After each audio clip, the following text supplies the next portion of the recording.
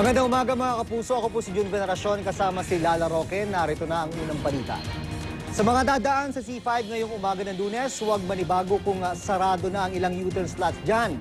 Ipapatupad na kasi simula ngayong araw ang one-track lane policy. May live report si Victoria Tulan.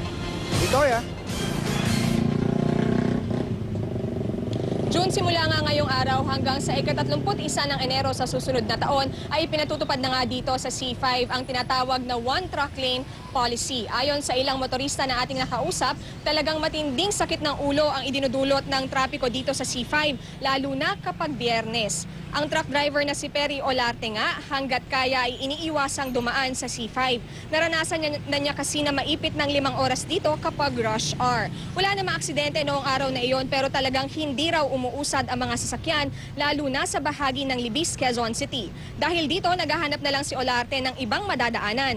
Bagamat ipinatutupad na nga ngayong araw ang one-truck lane policy, ayon sa ilang motorista, hindi pa nila nababalitaan ang tungkol dito. Tila hindi rin naman daw ito ang solusyon sa trapiko sa C5. Pero pakiusap ng MMDA, subukan muna ang bagong polisiya.